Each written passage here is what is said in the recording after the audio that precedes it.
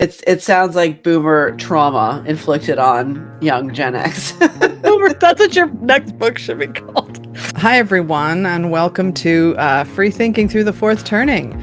I'm Sasha Stone, a voice you're used to hearing and a face you're not used to seeing. So we're going to try it. If it's okay, if I can tolerate it, I'll post the video.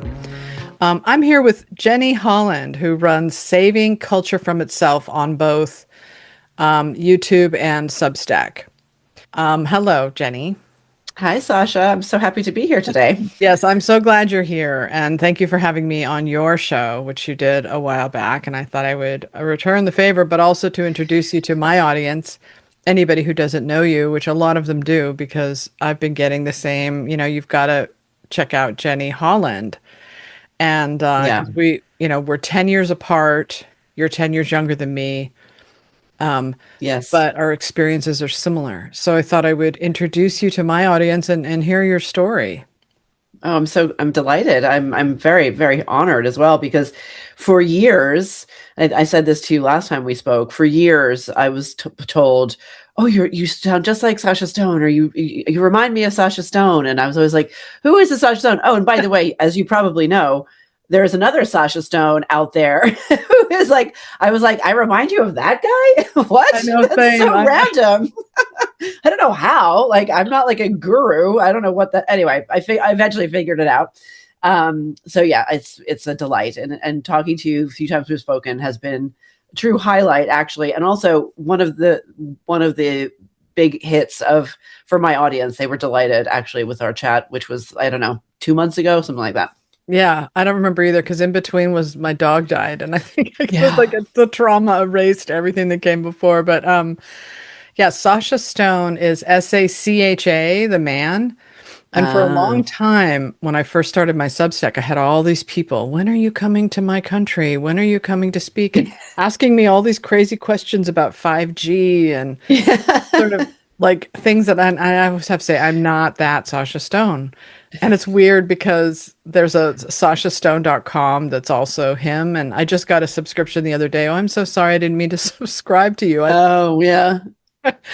And for a while there, if you did a Google search of us, image search, we would be interchangeable, right? Like, wow. I must look a little bit, scraggly hair.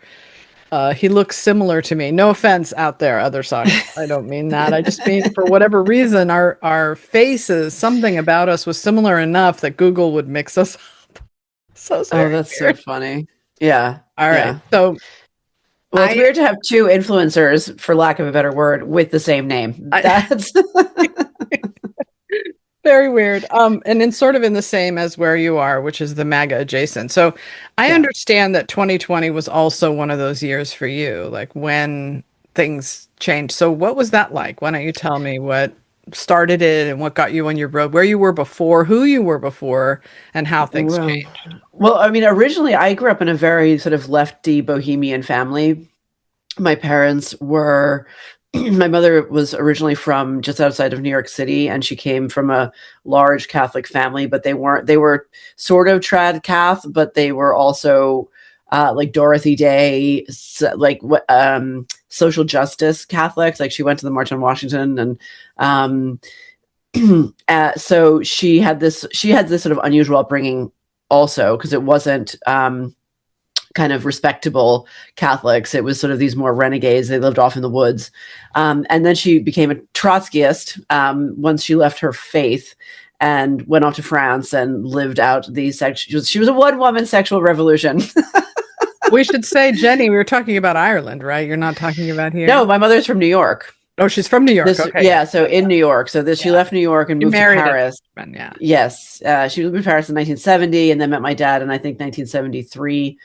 And then my father was originally from Belfast, and he was from a very working class family, like very like tiny house, shared a bed with his uncle, had an outdoor toilet, like, very, very old world, sort of still Victorian in their living standards. Wow. And he became a poet. So like, he became a poet who literally didn't have a pot to piss in, and my mother met him, and they had this mad love story, and kind of traveled around the world. Like, they didn't have a lot of money, but they lived well and frugally. And anyway, we ended up in Italy for a bunch of years. And I went to an Italian school, and then I went to an American private school, and then we moved back to Belfast. And then, so I had this kind of unusual upbringing, a bit, I mean, unlike yours in the details, but very similar to yours in that outside the mainstream. I think maybe this is why we share a vibe, because it was very much outside the mainstream, and kind of dipping your toe into normal, like what normal mainstream life is, but never really being part of it, and certainly never feeling part of it. I've heard you talk about your childhood and stuff, and it was very resonant for me. And then I went into the media.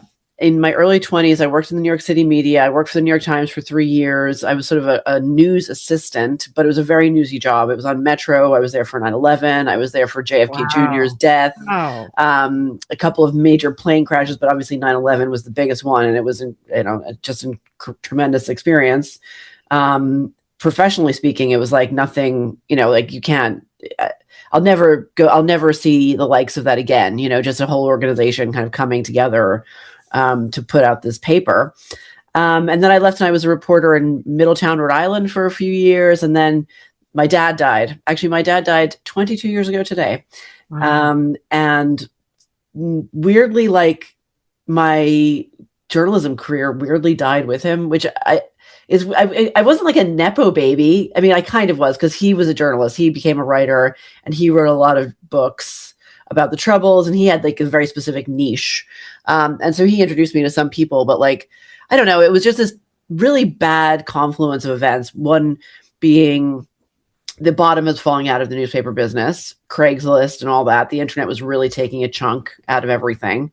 And like I didn't know it at the time, but we were transitioning from the old world to the brave new world. Mm-hmm. And so then I did other things. I was a speechwriter for a while, and then I left America in 2011. And one of the reasons, although I wouldn't have put it like this at the time, and I didn't have the words for it at the time, was my son was 2, and I was looking around me in New York and starting to feel weirdly uncomfortable with everything that had just been normal, like a few years before. And especially thinking about my son. And I was living in Brooklyn, and like it was just suddenly this like sharp edge to people's opinions. It was sort of like white people deserve to have bad things happen to them. And I was like, no, we don't. No, I don't think we do. And I was like, I don't really want my son like to grow up with this, but that was 2011. It would take me another 6 years to really start to really, really become alarmed at it. When Trump got elected in 2016, I cried. I was upset. I was devastated. I couldn't believe it. But one thing I did do was I said to myself, and maybe to my close associates, this is kind of on the Democrats, because they've been running around, because by that point I had already picked up on a lot of the crazy, we called it then social justice warrior, political correctness. And I was like, that's a real turnoff for like regular Democrats. So I don't know what they kind of expected to happen. I was seeing it mostly as a campus thing. But I was so unnerved by it. Like, the racial stuff was so toxic and evil and like just abjectly racist. And I was like, how is everyone just going along with this and like pretending it's fine? It was so, so weird. And I struggled along still calling myself a liberal until COVID. And then I was like, oh, you all have really lost your minds. So you were way ahead of the curve than I was, because I was, I was very much a woke liberal. I was riding this wave with them. It happened after Obama's second term, which was his reelection in 2010 or 2012. It was right around that time when they concluded that the reason he was being obstructed, I think, was because America was racist, and they had to turn that around. But I was so in it, man. I was such a like guilty white liberal. I was totally right there with all the stuff you're talking about. Like, I'm impressed that you knew it and you could recognize it back then, because I couldn't. I was blindly going into it. Do you think it might be temperamental? Like, my temperament is just ill-suited to taking blame for things I didn't actually do. Like to me, it was just like, what?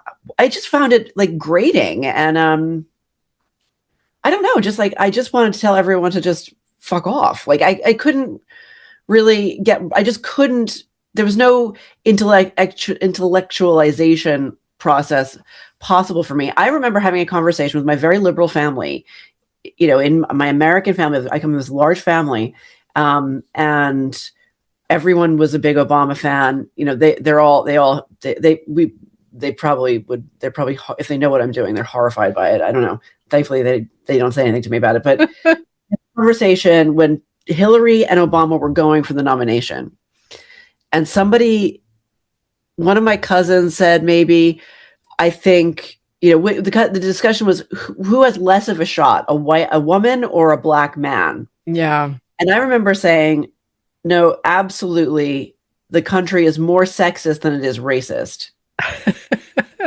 I just, that one thing turned out to be right. I mean, I think it was like a stopped clock is right twice a day, but like I happened to hit that one right, but I was still like, but the country is very sexist. Anyway, all of that would be then under revision within 10 years. Yeah. And that's, by the way, why I was so, I knew it would be Hillary in 2016, and why I know it's going to be Kamala in 2028, because that's the thinking. We have to, hang on a second, because that's the thinking. We have to continue this corrective until we get it right. And she's going to go for it, and they're going to go for it again and probably lose again. Although you never know. Well, you never know. I mean, do you really think it will be Kamala again? Not even Gavin Newsom, who's all like, No he's got way. all this strut. Well, okay. So we're going to deviate from your story for a minute just to talk politics quickly. I don't think it's going to be Gavin because he's too slippery. He goes along with anything, and he's a white male. They think, oh, we'll just go with the white male. No, not right now. No way. Not with Zorhan Mamdani and Hassan Piker and AOC leading this woke socialist revolution. Like, it's Marxism, but it's Marxism on identity. Identity is the new Marxism, and not economics so much, because they're the ruling class. So it can't be about economics. They pretend it is, but it's not really. They don't care about poor white people, right? Yeah. They care about virtue signaling and using people of color as shields. So they're never going to be represented by Gavin Newsom. I mean, these blue sky liberal women, these crazy women, you think they're going to be into that? Yeah. It's communism, but make it fashion. Make it fashion. There you go. Gosh, you think like a writer and a poet. Both of these things going on. No, I have that as like a draft title for something. That's what it is. Like, it's the most horrifying combination of two things I was not particularly into in the first place. Although I did have a brief dalliance with communism, like most students, but not most, many. But again, temperamentally, it was just like, I don't really believe you. Like, yeah. You know what I mean? It's like that person who's like, I just don't really believe you. Actually, I can't quite get there. I can't, like, this, I can't be, and this is actually why also, even though I'm much more, I don't call myself an atheist anymore. I find it hard to describe myself. I find it hard to commit to converting and going through the whole process, because I can't quite come over the line for pretty much anything. No, well, that's the Gen X nonconformist in you. Yes. And I would say that the Irish in you is also working its way through your nervous system in a way, like to make you, stubborn, Irish stubborn. But that's, the Irish way and the European way, although not now, I guess. Not anymore. Yeah, not anymore. I was going to say is to be nonconformist, but I feel like the conformity strain is so strong right now that there's not even that anymore. It's terrifying, actually. It's terrifying. It's getting worse. It's becoming more unhinged. And Ireland is so weird because, like, it makes some sense as to why white liberal Americans went in for this sort of self-flagellating position, and they went all in on it.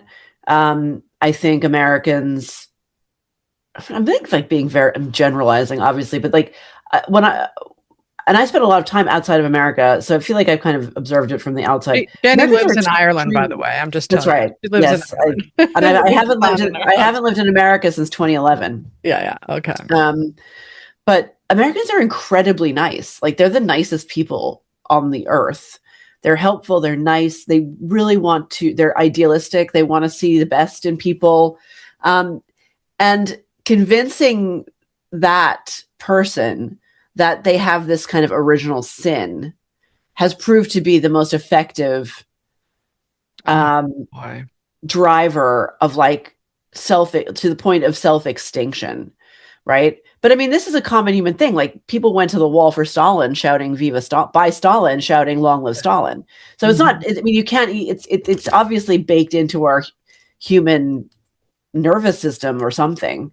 Um, and but Ireland, doesn't have any of the baggage of history, like zero of the baggage of history, like zero, Yeah. and yet they are still, um, at least the professional managerial class, 100% in the tank, with this idea that you know they owe it to people of color in this amorphous sense.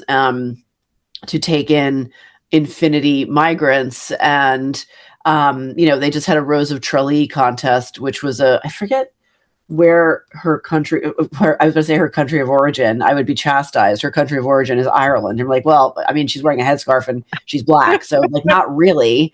But I don't think she was like Middle Eastern. I think she was of African family, and she has like an Islamic name, and you're just like, this is not the Rose of Tralee, people. Like, stop pretending, But everyone is. It's like these liberals are like walking around in this sort of like fugue state. Like, I really, really, genuinely think of them as like a painting from the old days, like from the Renaissance of the Damned. Do you know the kind of thing I'm referring to?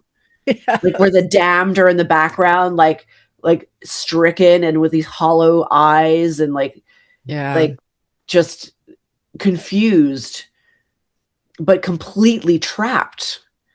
And that's how basically all liberals seem to me now. Yeah. I was just writing about, well, actually talking. I'm going to try to write this piece, but it's about the casting of Lupita Nyong'o in the new Odyssey movie. And it's such a funny thing because it's a struggle session. It's like they put that out there. Christopher Nolan knows that he will be seen as a very high status individual for doing this because the idea is for him to look good. Goodness is, when we were growing up, Gen X, goodness wasn't the goal. We were the opposite of that because we grew up under the Republicans and Reagan, well, in America, yeah, and Christianity and everything. And so we were the kind of the opposite of the counterculture. We were subversive. We questioned authority.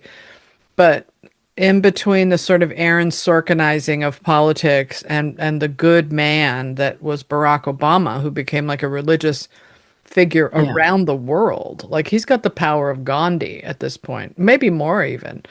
Yeah. And so to aspire to his level of goodness, everybody needs to play this game where she's over 40.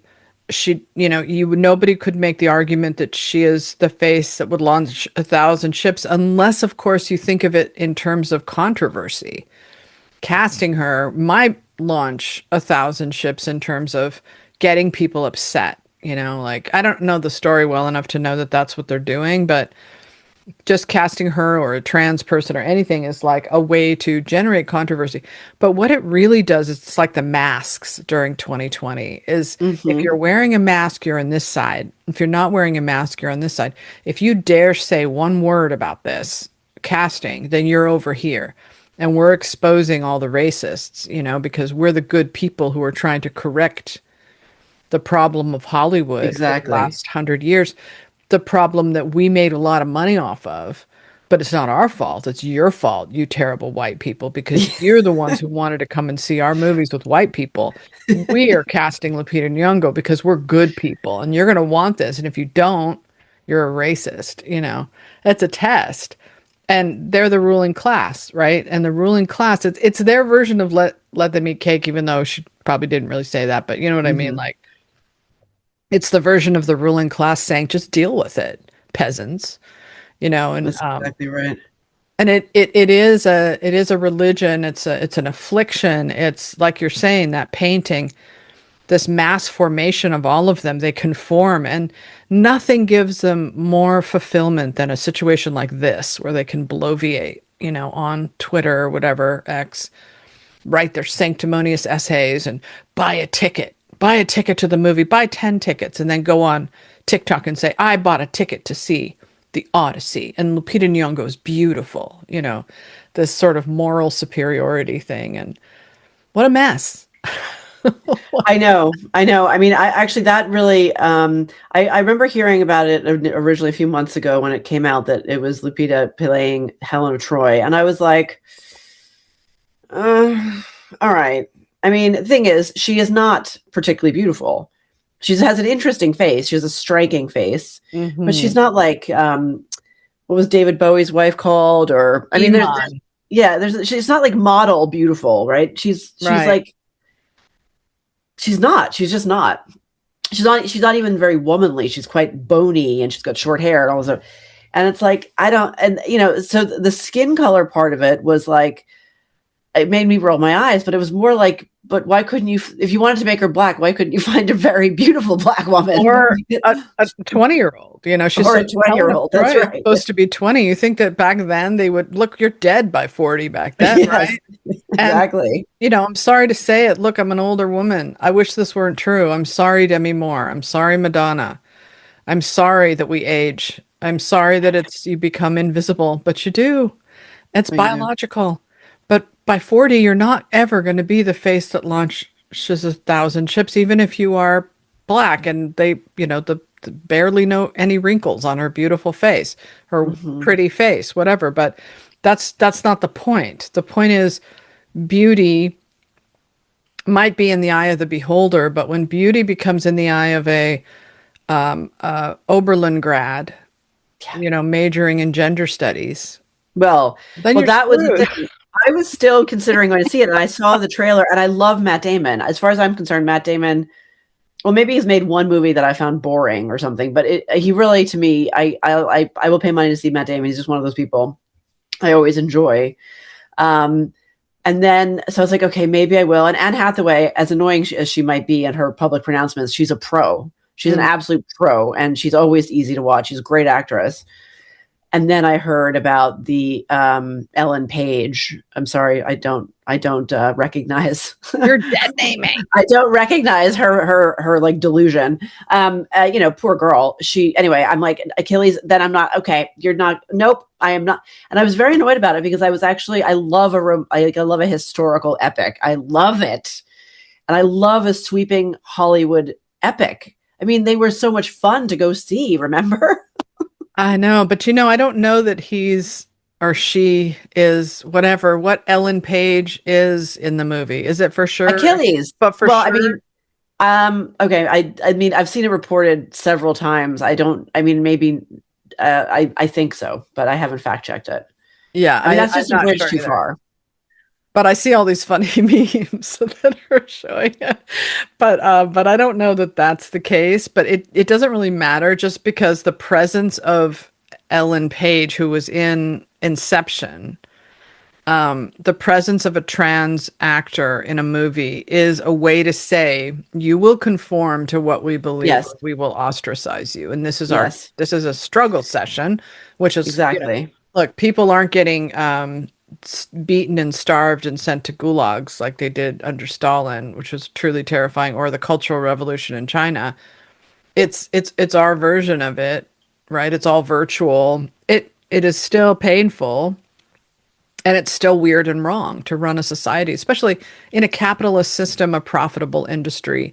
You want people to want to see your movie, right? Right. That's not what they want. They're the ruling class, so they don't have to want that. He's got all Yeah. the awards, all the money in the world. He doesn't need that. What he needs is nobility. He needs like Steven Spielberg's West Side Story or Martin Scorsese's Killers of the Flower Moon, like they make their woke, Paul Thomas Anderson, one battle after another. They make their woke movie and they get the accolades for it inside the ruling class, right? But Right. what does it do for Yeah. The trans thing is just a hard no go for me because I'm never going to be able to lose myself in the part because I know that this is a woman who had has been suffering under a delusion that caused her to cut off her tits, and like you're just breaking the fourth wall at that point. Like I can't, like I just can't. I cannot, I'll never be able to get behind. You've ruined your entire craft. Like you just have. Because like now I know that you're mentally ill. And why would you think that, if you were born in a man's body, why would you think cutting off your tits or whatever would make you a man? That Right. doesn't do it, man. That's a It's delusion. That's a heartbreaking. costume. I mean, of all the people who were sort of the famous faces of the trans movement, she was by far the most disturbing. Very, very concerning how she changed from this kind of cute little ingenue to this brittle. I mean, she genuinely seemed as if she had gone. Do you know who she reminded me of? In her early interviews when she was coming out as trans and she was working with the Human Rights Commission, like a very dodgy organization, in my opinion, something very wrong there. She reminds me of when in the Hunger Games, PETA is freed from his imprisonment in the Capitol, and after he'd been subjected to torture using tracker jacker. And remember, he's like febrile, he's like brittle, and like that's how she seemed. I'm like, I genuinely think it's that dark, and I think it's that deep. Like they're being there's elements that people are being taken aside, and like these weird things are happening to them. Not to sound like a conspiracy theorist, but when they present themselves to the world again, they look completely different. I mean, look at someone like Demi Moore or Ozzy Osbourne's daughter or Madonna, like you said. Like you have become a monster, and like your physical representation. You're asking me to overlook it, but I'm not going to because it's obvious. I can see with my eyes. And our inability to speak the truth now on the left is, Terry Gilliam made fun of in what was the movie where he had the actress with her face stretched out, and everybody made fun of it and laughed at it. But now we're living that, and no one is allowed to say anything about it because it's offensive. Don't tell women what they're allowed to do, and if she makes her feel good, why not do it? And the thing about the trans celebrity is like Warren Beatty's daughter who became trans and early on. What they are online is not women, as we saw from the way J.K. Rowling was treated. I was for standing up for J.K. Rowling years ago. I was bullied horribly online, and a lot of those people are still coming after me, calling me a bigot every single day on Facebook. But the trans people on social media are elevated to sacred status. Women are not. So don't tell me trans women are women until you get treated like shit online. You're not a woman. And they say, well, we are being treated like shit by the right. Perhaps, but the left controls culture. So it's different. Mm-hmm. There's a difference there. Yeah. Yeah. I mean, it just became like before when people were acting in accordance with sort of like natural motivation, which would be maybe they want to be good at their job, or maybe they want to be rich and famous. Certainly not saying that they were good people, especially not in Hollywood. But they were acting in accordance with, I would say, rational motivations, whether that would be, again, to make themselves the famous star or whatever, or to be on auteur or whatever. Like it was just like a natural process out of which the talented people would make good and great work that you could believe in, right? You could like sit down in the cinema and be swept up in the story for 90 minutes. And then almost like someone turned a switch or someone sent out a memo, everything became fake. Everything, like the fourth wall fucking disappeared.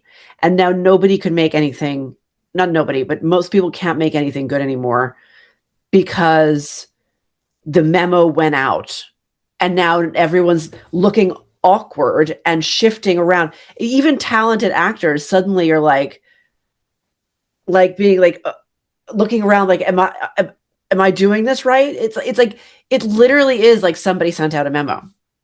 Yeah, it's like body snatchers. So Yes. who isn't the one? And I watched it happen. I was part of it for a little while, and I want to talk about you and when things started to really change for you dramatically to where you were out, you know. Um, the the woke Hollywood thing, I was talking about it at like in like 2001 when I was saying how Halle Berry had not was the first woman to win, the black woman to win the Oscar. And that was in 2001. And Oscar So White didn't happen until 2013 or 2014. That's how long this thing was brewing.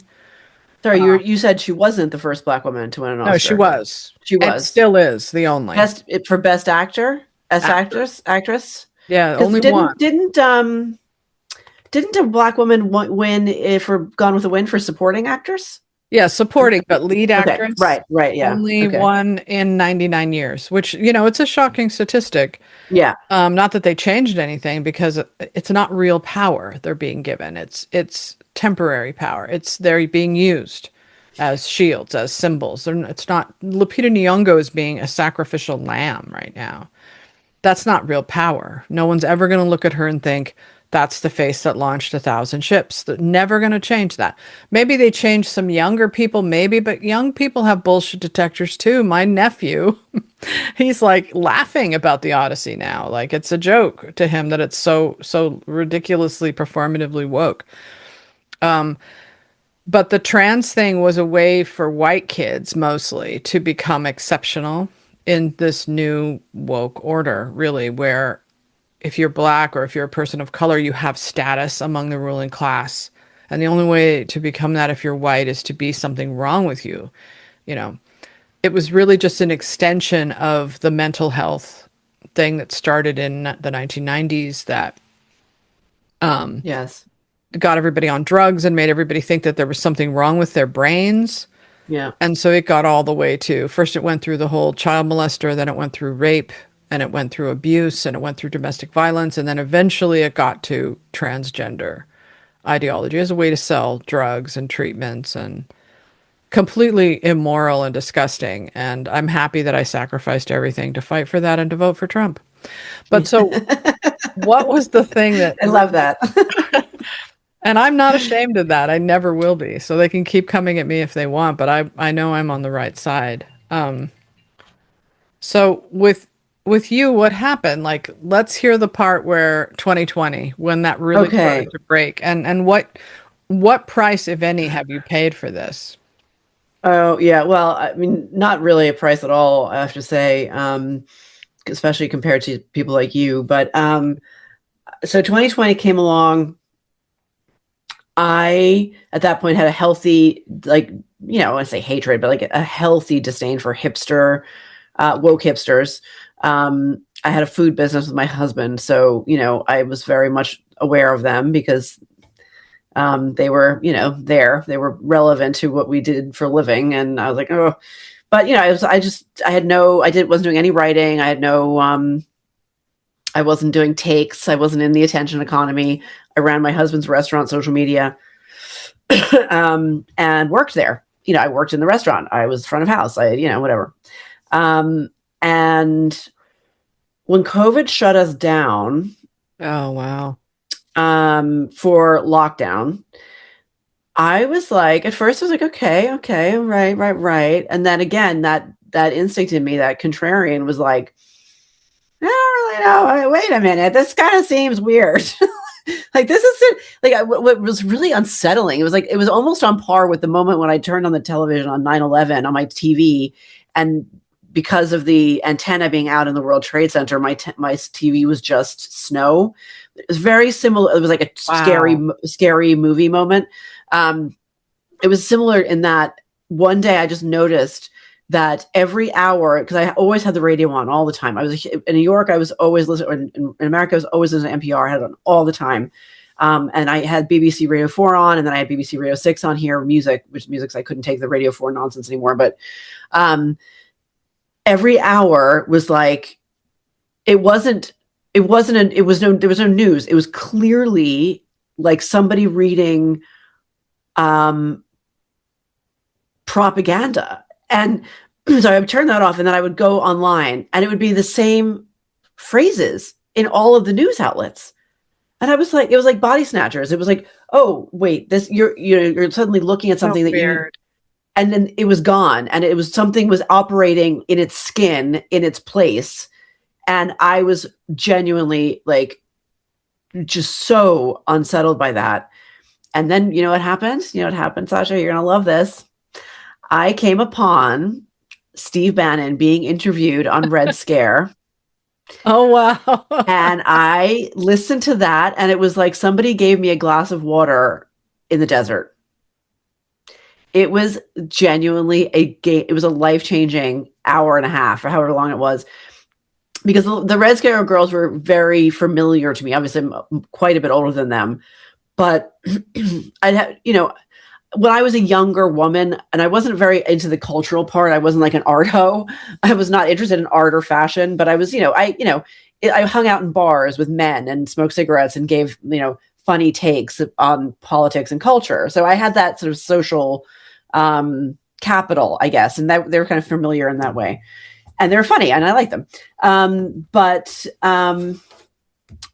I listened to Steve Bannon, and I was like, I cannot believe this is Steve Bannon, because throughout 2016, I had noticed he was all over the place, right? He was so ugly. They were genuinely like putting filters on his face to make him look more pockmarked and more. And listening to him, I was like, I'm sorry, this guy sounds like the left wing I wanted to be part of when I thought I wanted to be left wing. What the fuck is happening here?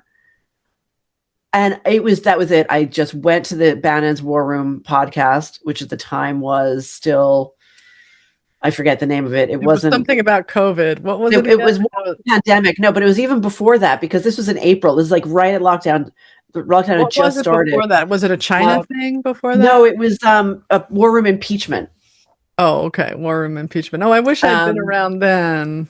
And I basically just gorged on Steve Bannon for the next 6 years. I'm still doing it. I'm still doing it. Because he was, so first I was like, again, my skepticism. And I remember he did an episode where he talked about he said there had been a cable, and I don't know, I don't remember the year, let's say 2018, but it could have been a different year, from the, I want to say the Beijing embassy, but maybe it was the consulate in Wuhan. Anyway, from the American missions in China, the American diplomats in China cabled home to DC to say that they were very concerned about safety in Wuhan lab. This was in April of 2020. And I was like, I remember it because I was in the bath, and I was like, what? And I got out of the bath, and I went online, and sure enough, that freaking Washington Post article was there. And I'm like, this is not it was just like dominoes. It was just dominoes going. And it was like every single bit of it has been a lie. The last thing the thing I resisted most was actually getting behind Trump. But I got there eventually, especially, I found him like a repellent, like he's repellent to my aesthetics. I hated like wrestling, and I hated cheesy crap, like I'm like an Gen X indie kid. I was like, ew, gross. That's so lame. Yeah. But like, eventually, it didn't, but in 2020 in the election, it didn't matter to me that I hated his aesthetics, and I still didn't trust him, because thanks to War Room, I discovered what an absolute piece of human excrement Joe Biden and his family are.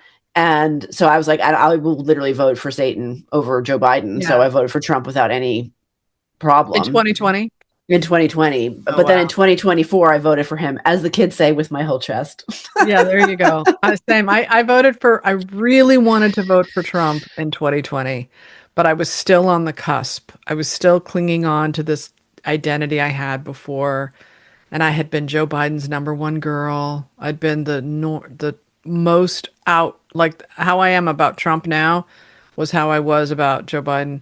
And so I thought you have to vote for him. You can't be that. You can't have gone through all this and then turn around. And if you vote for Trump, your career is over. It's over. They'll find out. So I didn't, but I regretted it. And yeah.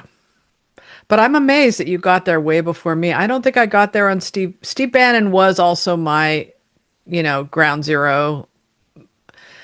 I think what happened with me was I watched a debate with him and somebody in Canada. I think there was a debate. I'm trying to think of who he debated. But it was about, oh, it was David Frum. Oh, And it was funny. about fascism. And Bannon was so funny and so humble and so gracious and saying smart things. And I was just like, this isn't the guy that they said he was. He He's is not the this. most brilliant communicator of my lifetime.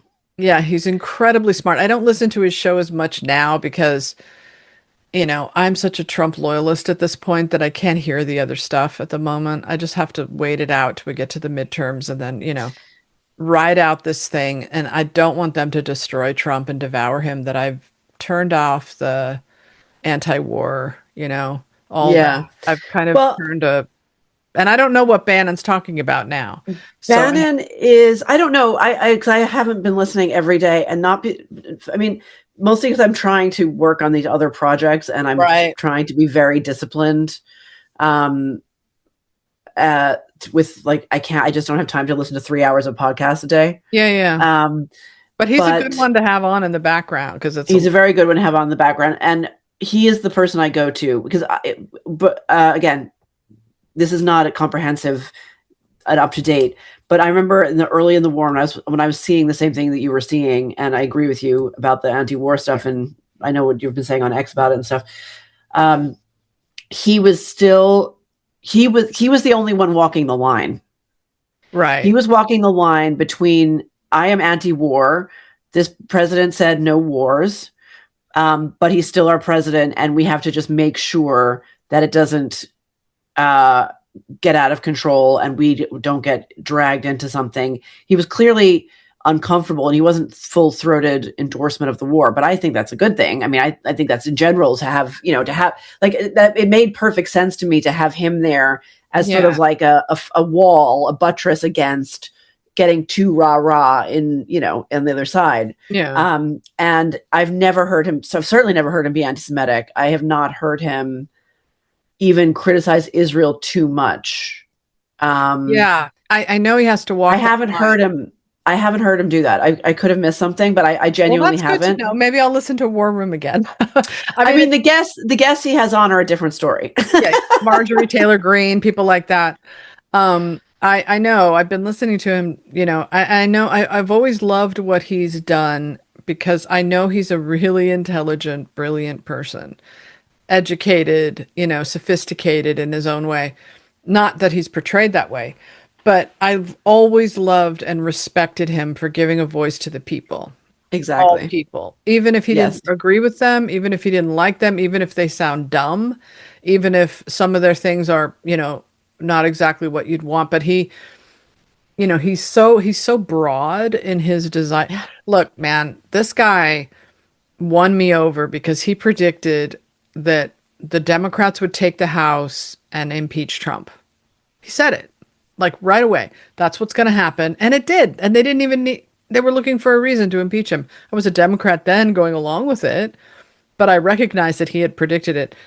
He also Mm. predicted, I have a video of him that I found from way back in the early Tea Party days where he's predicting how the elections are going to go.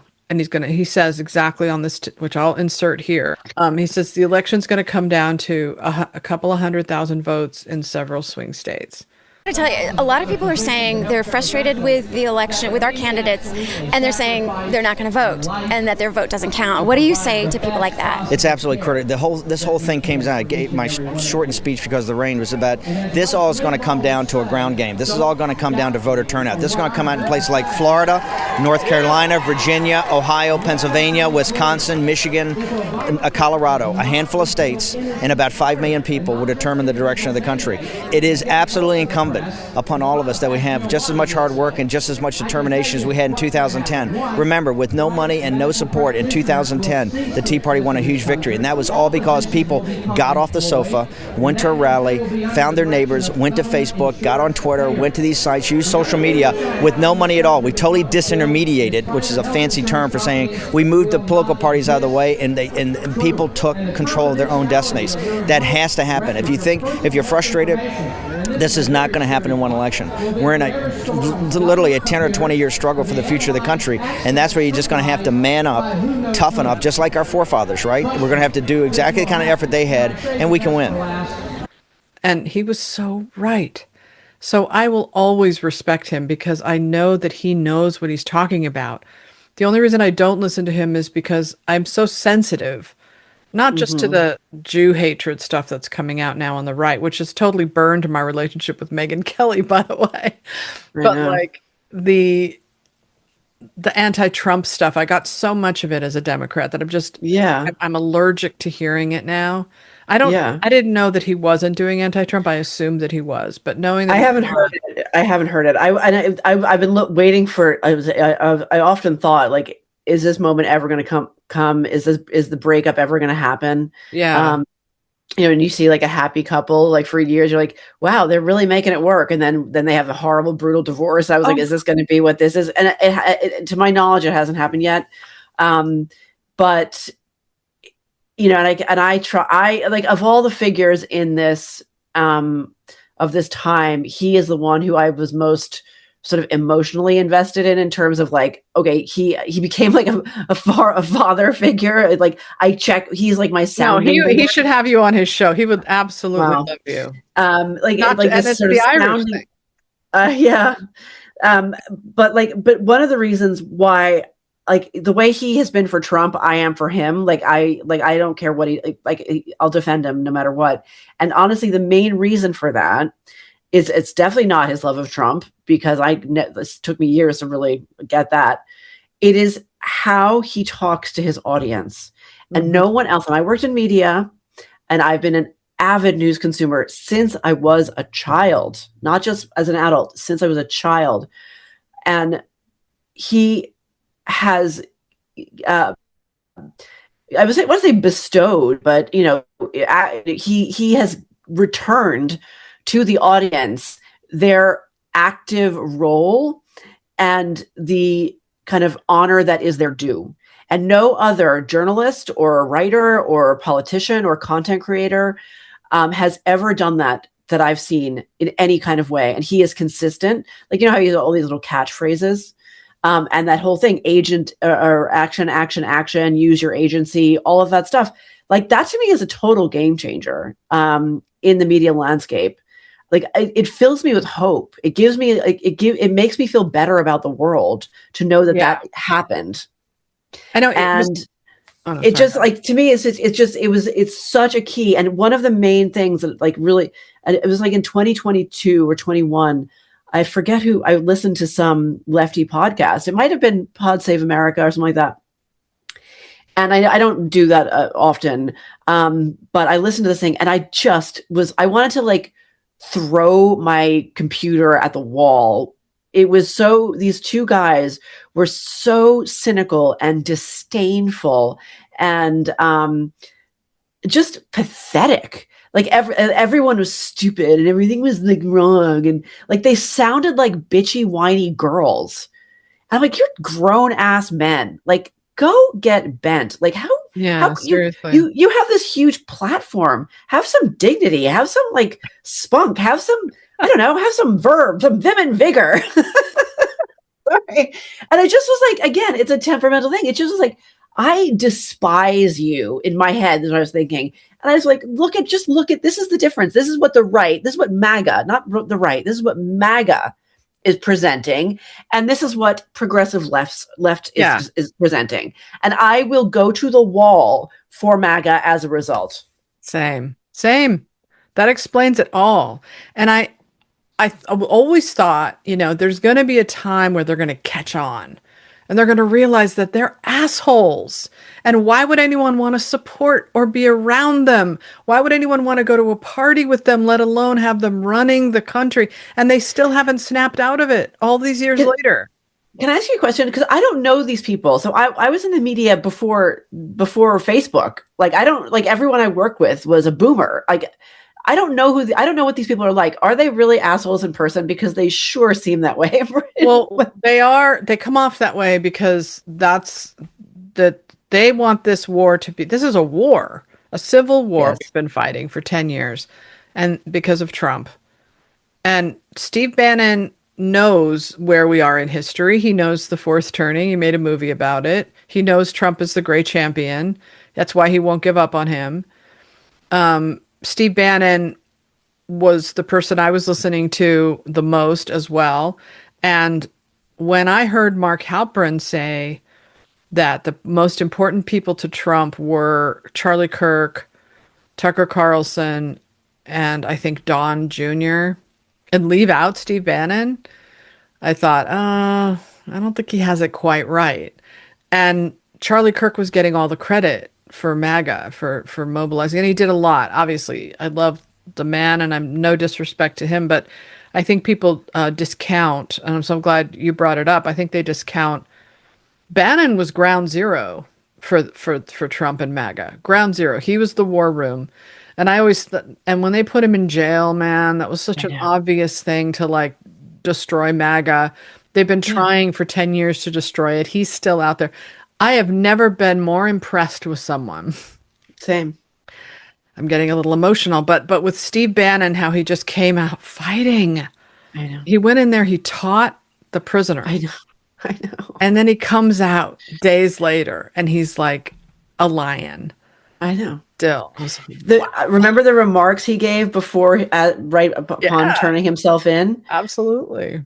I mean, he's a general. He is the Napoleon. He is the Wellington. And he always says Trump is Cincinnatus. Like, he has that kind of knowledge where he can go back to Rome and talk. Yes, he is Cincinnatus. Yeah. Like, he was just, to me, he's always almost always. I can only think of one time where I was like, I think you're going a bit far. He's like pitch perfect because everyone in this space, because it is a war. You're 100% correct. It is an actual war. I mean, it is for now an information war, or, I would go so far as to say a spiritual war, but it's a culture war. It's an information war.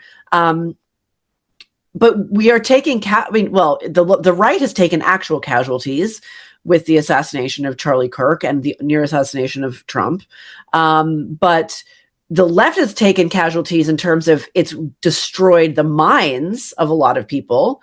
Like, I would say they're like collateral damage, like the TDS people who are, but like, it is an actual war. And in order to fight a war, you have to be able to rally the troops. You have to calibrate the anger, right? Which is what Bannon is good at, and Tucker is no longer good at. Bannon calibrates the anger so that it fires you up, but it doesn't have that nasty sort of like that like whingy bit, and it doesn't sound hysterical. It doesn't sound feminine. Not to insult women. But we're pretty fiery, but he never gets to that. He never hits that note. His note is always one of sort of self-sacrifice, and as you put it, lion is the perfect description. Yeah. Have you watched the Errol Morris documentary? Of Bannon? Yeah. Yeah. I mean, it was if you want to understand what happened, what the boomers did, just watch that documentary, because Errol Morris is the liberal, artsy, elite boomer, and him trying to figure out Bannon is like it makes Errol Morris look so bad It and does. so pathetic and so weak, and you can see the respect for Morris drain out of Steve Bannon's body as he's like, are you really not understanding me here? At one point he says, but I'm scared of you. I'm still scared Yeah, of no, you. exactly. And Bannon is just like, are you even a man? Yeah, no. That's the amazing thing about Steve Bannon is that's a litmus test. If someone can listen to Steve Bannon and get what he's saying, then you know that they are outside the bubble. If they're inside the Yes. bubble, he is like to them the greatest threat, one of the greatest threats. I like the fact that he flies under the radar now because they've got bigger fish to fry because Trump won, right? Trump won again. But Bannon hates Elon Musk, right? He Yes. hates that. He hates a lot of the people who were around Trump. He would love to have Trump's ear again. I don't know if he does. He would love to have, but I think that he cares about the country even more than he cares about Trump. Like if you listen to some of his stories, he was on this thing before Trump came along. He wasn't a Trump Yes. guy. He's a Tea Party guy. populist. Yeah, he's a Tea Party guy. You know, he is a Make America Great Again guy. Trump, he just recognized as the right sort of vessel because of all the charisma he has. And Bannon saw that with Sarah Palin. Bannon saw that with Trump. I am a Bannonologist. Yes, I me too. only haven't listened to him in a while because of the war, and I just didn't want to hear it. I knew what he would think of it. I didn't want to hear it. But No, I think, I mean, again, I haven't listened in a couple of weeks, but yeah, I think you can go in, not, and not be, you might be a little bit reassured. Because again, like I want a news, because it's a news show. I want a news show that is going to tell me more than one point of view. I do. yeah, I want there to be disagreement. I just don't want to be lied to, and I don't want to be propagandized. And I mean, saying that's we're the being part I hate. Yeah, saying we're being propaganda. lied to is such an understatement. Like, there's no word strong enough that I can come up with for. Well, I can actually, but it's crazy. They're casting spells. Like, that's Mhm. how it seems. They're spell casting with these. I mean, the narrative spinning and the way their delivery, and the camera is an incredibly powerful medium. Like, newsflash. Like, yes, we all know that, Jenny. Thank you. It's 1912. Like that, like, but it's so, if you watch it in action, and if you now, the most horrifying example of it now is Candace Owens. Like, Good Lord. she has this dark female energy, like this malevolent thing that reminds me of the witch in Sleeping, or the stepmother. Is it the stepmother in Sleeping Beauty? No, the witch. It's a witch, right? No, she's all the The queen, the queen, the Yeah. queen. Yeah. Mirror, mirror on the wall. That one. That, like, when she looks into the camera, I mean, it's literally spellbinding. She is incredibly captivating to watch, without a She is. doubt. I mean, I can't, because I'm like, again, I get that, Me like, either. oh, Mhm. I'm getting like, I don't like to get the, but like but I can see it even in a split second. You can see it, the way Yeah. and she's changed a little bit. She has much more of an affect. She's not as natural as she used to be when she was, and she was charming and like interesting when she was that, but now she's something else. But it's like that ability. I mean, we are completely helpless, at like psychically, it seems, in general, against like the dark female energy, like malevolent female energy, that is really, really strong. And it's not political, it's pre-political, it's I mean, it's very human, but it also definitely feels like otherworldly sometimes. It's ancient, and It's ancient, women yes. know. Women know, and there's been a lie this whole time since like the Me Too and everything to put. There was a Steve Martin joke, which was, "I like to put women on a pedestal high enough I can see up their dress." Like, this idea of putting women on a pedestal in our generation or in my era, people understood that was wrong. That women aren't, women are vicious. If you just Yes. go online, the most vicious people are women. And so you asked me, and I pivoted back to Steve Bannon, but you asked me, are they assholes in real life? Liberals are nice to you if they think you're one of them. Like, for instance, I live in a small town in California, that is like the embodiment of if blue sky was a town. Like, it is so, you know, How do you do it? well, I have to be here because of my mom. My mom is sick, and so I've been living up here for a while to take care of her when she needs it. Um, but I keep to myself. It's just that they all think, and I got into trouble because I got on the Nextdoor app and I used my real name and I started being MAGA on there. And they were so horrible to me, they ended up kicking me off the app. So now I live in fear that the people I see on my walks every day with my dogs are going to know me and know my name and know that I think my neighbor knows, and that's why she won't talk to me anymore. Once they find out, like, you couldn't wear a MAGA hat in this town. No way. You'd be considered, it's like they see it like a Nazi walking through town. Hmm. So it's not that they're mean people, it's that they have been propagandized and they're not strong enough to break out of it. It's really as simple as that. You can try and tell them, look, you're in a bubble. They'll say, I'm not in a bubble. I watch Fox News sometimes. Yeah, they click in for a couple of minutes and they click out. They get the confirmation they need that these are the bad people over there that don't agree with us. But they don't understand that they're in this bubble, this insulated, isolated bubble.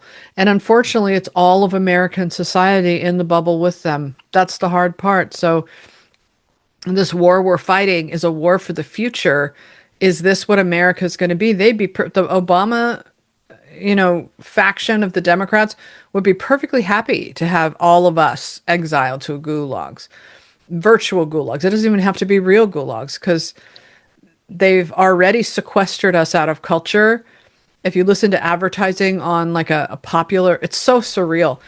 I was listening to this podcast called Love Trapped, which is totally cheesy, about the Bachelor getting like framed by this girl who faked her pregnancy. Very juicy, very tabloidy. And the Sounds like ads in fun. there, yeah, aimed at like, I would say normal, but I mean aimed at liberal women. And it's all the big brands, right? And if you go to like a right wing podcast and you listen to the advertisers on there, what the My pillow. My Pillow, or like, things you've never heard of, Black Rifle Coffee, Yeah. Cowboy Colostrum, steak, and this is what they think of you. But you go over there and it's like the majors, and you can tell cultural divide that way. It's really easy. But you're not allowed in unless you agree. And that is, to me, 1984. So, God bless Steve Bannon for fighting the good fight, and I hope he keeps fighting it. I know he knows what the stakes are. Yeah. But that's why the Trump thing, they can't win. They can't destroy him, which they're going to try to keep doing. So They are. They are. I mean, that last one the other day, as preposterous as it was, as he was as a character. I think I said him. I wrote a Substack about it. I think I said he was more Reading Rainbow than Day of the Jackal. Like, I've literally never seen a more pathetic assassin in my entire life. Like, you're genuinely an embarrassment to the trade of assassin.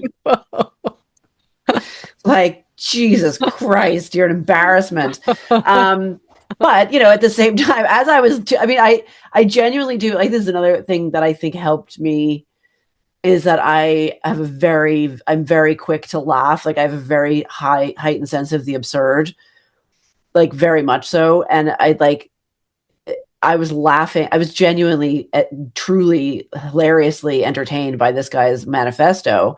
And then as I was laughing, I was just there like, this is so silly. This is so silly. This is so silly. And then I just had that feeling like when something is true in your bones and it's unpleasant and an unpleasant truth. And it was like a genuinely chilling moment where I went from being like, lame, to being, they're just going to keep going until they kill him. Yeah. And then it was just like all the humor stopped, all the laughing stopped. And I was like, and you just have that moment of just like, okay, I mean, it, and then you can think something intellectually, and then suddenly you know it in your bones. And then that's different. It's not a pleasant experience, but it's like the stakes literally couldn't be higher. For someone who was briefly a member of the Socialist Workers Party in 1996, or was it 97? And for someone who grew up around lefties, and I grew up around so many lefties. I grew up around left-wing terrorists. Like, I grew up around all sorts of people. I I don't know if there's any like bottom to my loathing and hate of communism and commies. Yeah, same. And it's like I'm not even really a conservative. I mean, I'm conservative in comparison to mainstream discourse, but like I'm not as much of a conservative as I am a hater of commies. No, I get that. That's 1984, and it frustrates me to no end that people on the left try to pretend like they're the ones living 1984 because they don't understand the book. They don't Isn't that the understand who kicker? it really Isn't that kills the me. absolute Drives kicker? me nuts. It drives me nuts when they use the word fascist when they're closer to fascism now. They're the ones that are demanding everybody conform. But at the same time, I don't feel like a conservative either because I hear conservatives talk about the things that matter to them and that they're willing to throw Trump under the bus because of those things. I'm like, are you insane? Do you realize that he's the only person that is clinging to life, giving you any power or representation at all right now? When he's gone, it's done, it's over. They're taking back power. It's so big and so all consuming. Like Barack Obama out there with James Tallarico and with Zorhan Mamdani rising up saying, I'm still leading this party. That's why it'll be Kamala, by the way. He'll never agree to pick Newsom. He doesn't want another male taking over the party. The only people that are allowed to lead are Obama stand-ins, like Joe Biden, like Kamala Harris, like Hillary Clinton. You know, he's not, or Zorhan or James Tallarico. Anybody who's made in the image of Obama is allowed to lead. Gavin Newsom isn't because he's kind of unpredictable. Like no one really knows. He's, to really break through this, you'd have to be able to undo Obama. You'd have to be able to break the Obama coalition. That's where all the woke stuff comes from. That's where all the, totalitarianism is. Is Obama a true believer or is it just for power?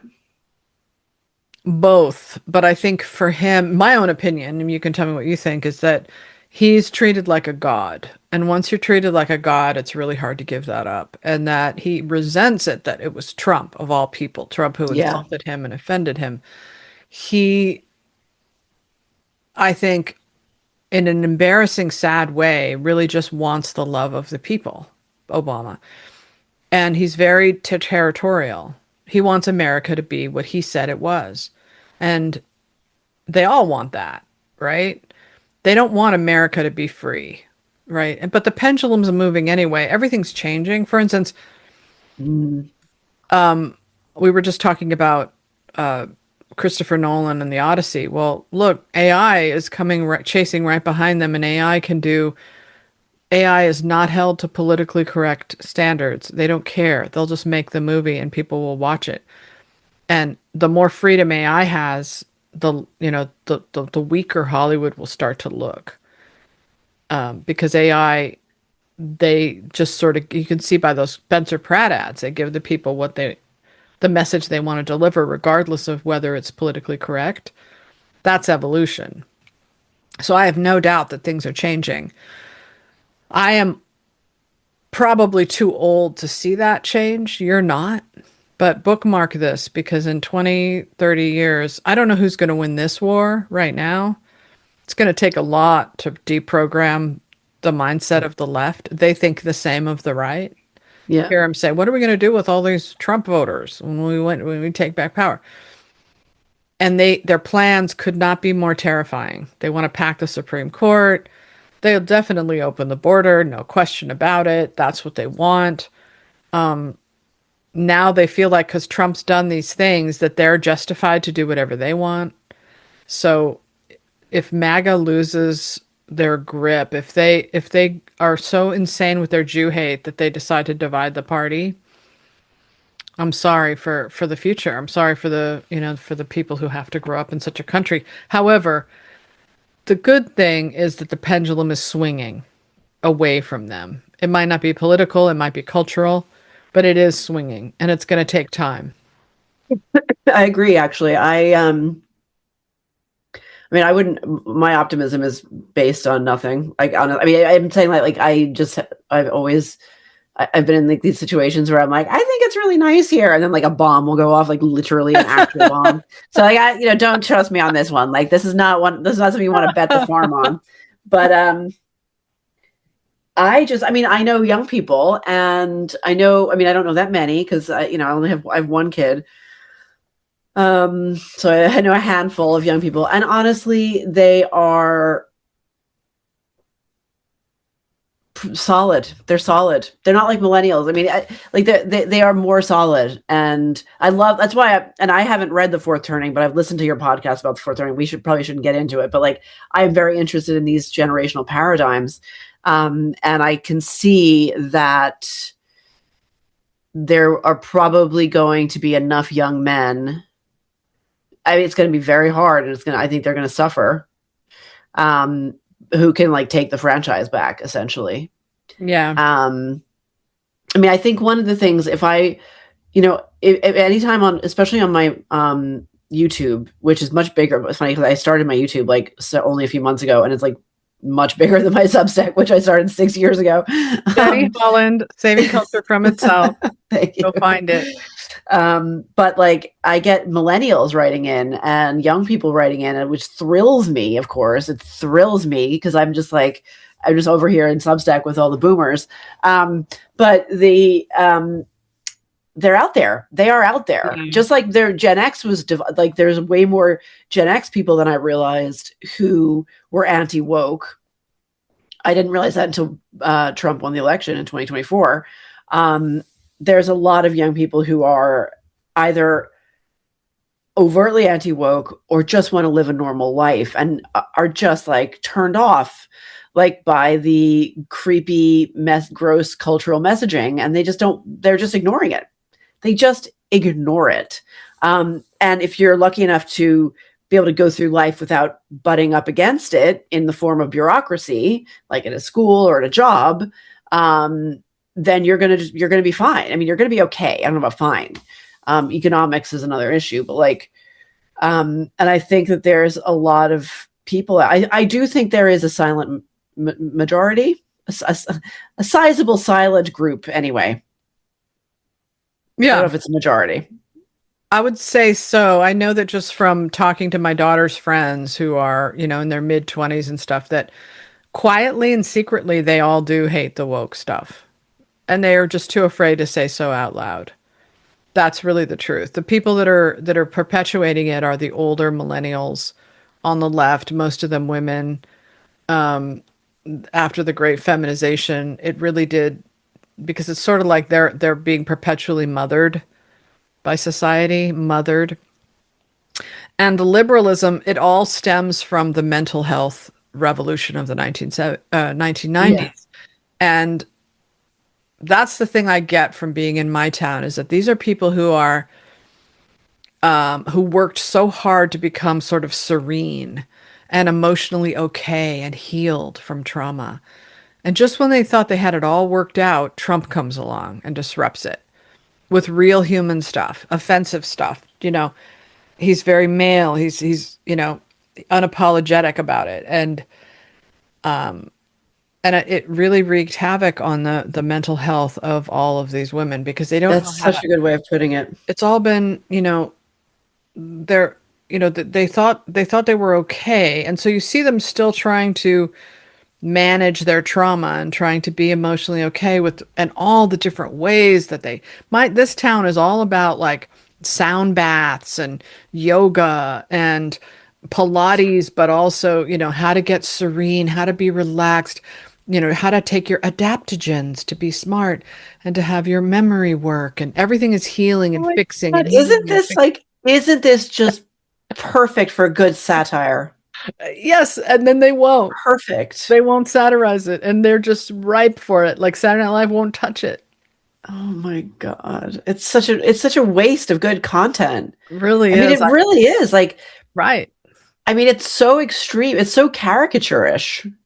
It is, but you know who did it was Woody Allen in the film Sleeper. If you go back and watch Sleeper, I love that movie. You'll recognize exactly what's happening today. The only difference is the underground in Sleeper are communists, because he was sort of taking it from 1984-ish. But the ruling class that are in a bubble in Sleeper that Diane Keaton is a part of, that's what we're living now. And it's so great, because you'll love this, as there's a scene where Diane Keaton comes home and she's with her boyfriend and she's like, "Oh, I wrote a poem today." And it's this terrible poem. Woody Allen makes fun of her. And in the poem, it's like she says a butterfly turns into a caterpillar, and the guy corrects her and he says, "Wait, no, the caterpillar turns into a butterfly." And she flips out. She has this total, and then he calms her down, and they do this orb, and they're all like, everything's steady and safe. And No. Harold, I wrote a new poem today. You didn't. Yes, I did.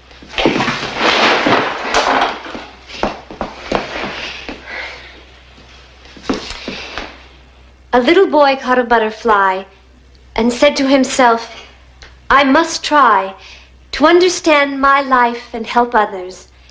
Not just mothers and fathers, but friends, strangers too, with eyes of blue and lips full red and round." But the butterfly didn't make a sound, for he had turned into a caterpillar by and by. It's deep. You're so obviously influenced by McCune. Oh, do you really like it? Only one thing. They change from caterpillars into butterflies, not the other way. They do? They do? Damn it! Damn it! Damn it! I always get that wrong! Relax, relax. I think you're so soft. No, now the whole evening's spoiled! No. Spoiled! And I'm getting a headache anyway! Luna. Shoot, I hate to be wrong! Luna, now, sit down, sit down. Luna, sit down, sit down. Come on, sit down. It'll be all right, I promise. Now, just relax. I was having so much fun. Come on. That's better. And now, Channel 1200 leaves the air until tomorrow morning. Our leader wishes you all a pleasant good night.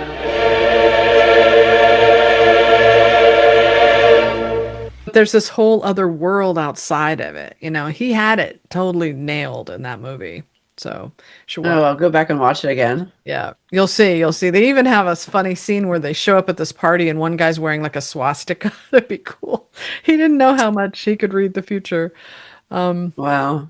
But yeah. Yeah, no, it's such a good way of putting it. That's exactly what it is like these and it makes sense as to how the people have been so destabilized. I think for the men, especially the media men, the thing that I notice that I find actually even more intolerable than that. I find the women in their sound baths kind of funny and sweet, actually. But the men who think, oh no, we're the smart guys. Like they're like the nerds in high school who cannot tolerate this blow to their ego that someone who they perceived as dumb because he was like working class coded. He was the tacky.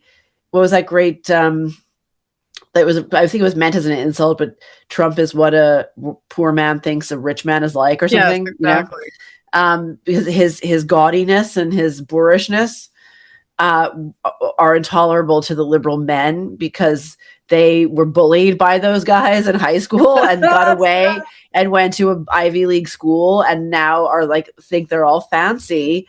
And they can't tolerate because I honestly, there's two shows from the 90s that the first time I watched each one, I thought they were pieces of trash and I had a really strong hate reaction against them and then eventually succumbed to their charms. One was The West Wing and two was Sex and the City. And both of those things ruined America. I know, for real. Especially ruined America. The West Wing, I give you that. That one, that Sex and the City 2, that Sex and the City mindset, and especially the sequel, the remake was like totally so woke nobody could, even the woke could stand it.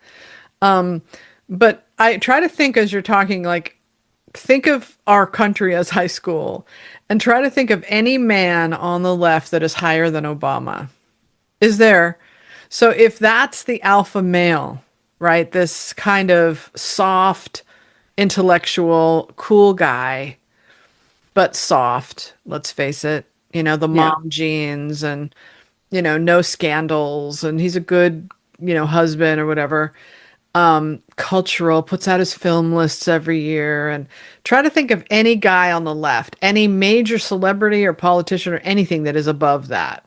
Right. So that's their standard. They have to be, Obama is their alpha male. And on the right, look at all the alpha males, right? It's like, It's like it's like a band of pirates.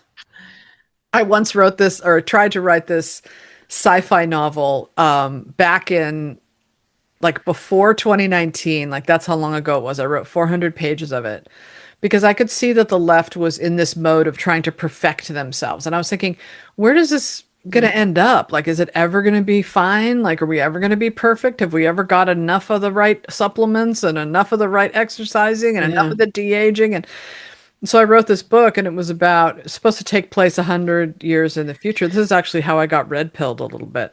Oh no, it's how I became a fanatic political activist online for the left. And in that book, everything in the blue state area would be totally controlled by AI, totally controlled. Everybody's medicated. Everybody's connected to the same medication, and you're monitored all the time. And when your mood gets a little bit unstable, they quickly stabilize it. And it's, but the funny thing is, because fertility has completely disappeared, the women go to the red states to get laid and to get pregnant, right? Because that's where all the wild men are. All the real men are out in the red states, which I call them. And so I always think of that, like, honey, what are you going to do? Like, sooner or later, men are just going to be eunuchs. And if they aren't already, right? That's so good. You should get that. You should self-publish that book. No, because like, honestly, what was I going to say? There was something you were saying there. Oh yeah. This pursuit of sort of like the perfect person, the perfect health, the seamless and, like a life with no bumps and no discomfort. Yes. You end up transing your own children. That's exactly where that leads to. That is such a weird and creepy and unhuman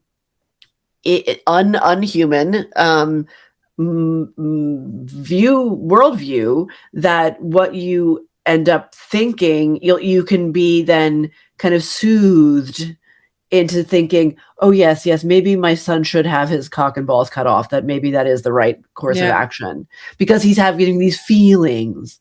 Oh, you can't have any feelings. Or feelings used to be ignored. The euphoria payback is so high initially that, I got this new little doggy from a hoarding situation, they say, from a shelter.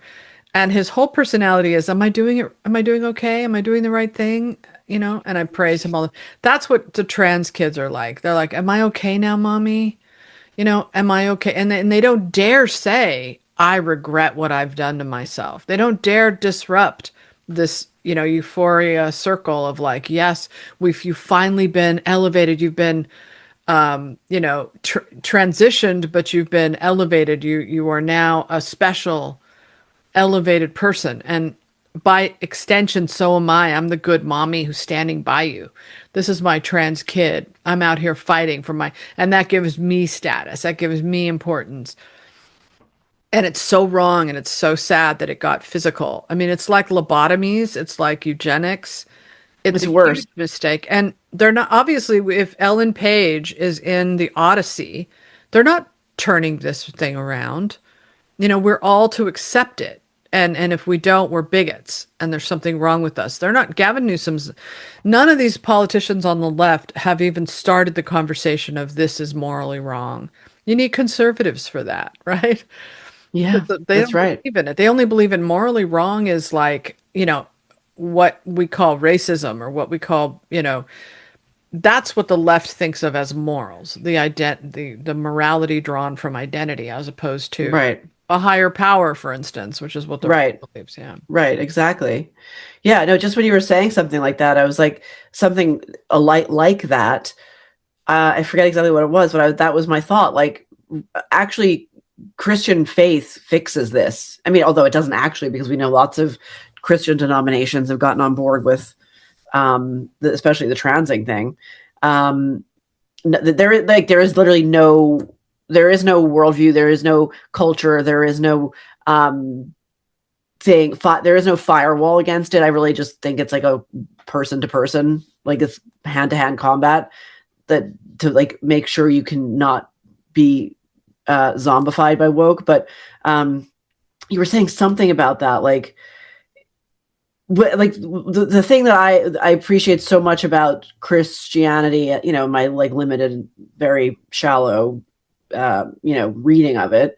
Like I don't have a religious education, but it is this the reason the reason that I actually do believe now in a Christian God is because when you hear the stories, like the Adam and Eve story in particular, and the Jesus story and his death in particular, there's something so intensely simple about it. Mm-hmm. Like it's like they've pared it down to the fewest possible words that yet express the largest possible feeling. So that's what kind of draws me in. But then the way it treats humanity as fallen, which used to seem like a bad thing to me, but now is like genius. Like I don't have a word strong enough to express how good it is, because you're not supposed to be perfect. Right. You're not supposed to be comfortable. You're not supposed to be happy. You can have like you were saying something about this temporal. That's what it was. You can pass through those, in and out of those states, but directing back all glory to God, and accepting the trials and tribulations of life, and using that glory to God as something of a buttress against the worst in life. And that to me is like, oh, that works. That works. That is true. That is like narratively perfect. It feels emotionally, like, again, like you can feel it in your bones. Is that a little doggy I hear? Yes, that's my Bobo. He wants to go out. I won't take too much more of your time, but just quickly on Christianity, like I wear this cross around my neck here, this little tiny cross, because for me, those dark nights of the soul only had one possible way out. And that was, and even though I am a skeptical person raised as an atheist, my mother hates Christianity. She hates all religion. And so part of me feels like a phony, but so what? I try to talk to God every night, even though the left would mock me for this. It is the most beautiful thing to know that this religion is based on this Jesus person Jesus Christ, God, who forgives you and loves you. And that to me is the thing I need to hear. Nobody loves me. Oh, no, wait. And I know how it sounds to my friends who's like, who is this crazy person? I get it. But look, you spend one night trying to go to sleep like me and you'll get it. You'll get it. I'm not saying I'm, on my knees in India in the caste system suffering. I don't have cancer. I'm not dying. But I am all alone, except for my doggies. And that thing is a beautiful thing. And I can see why Christianity is so popular, because if you have nothing else, you have God, you have somebody who loves you, it's amazing. So I didn't mean to get all God on you, but. No, I think it's beautiful. I think it's a perfect place.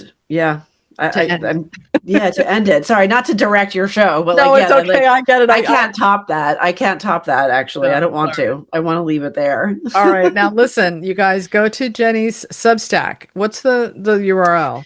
So it's jennyholland.substack.com, and I didn't change. I left it my name, not the name of the channel. It is called Saving Culture from Itself, but my YouTube is at Saving Culture from Itself as well. Okay, so check and GoDaddy and see if that domain is taken, Saving Culture from Itself. And if it isn't, just take it and turn your Substack into that URL. That'll help you with your idea.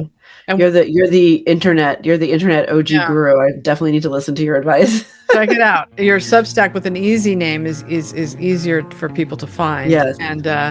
And it was great talking with you, and we'll do it again. Sasha. We'll definitely do it again. Let's do it on the regular.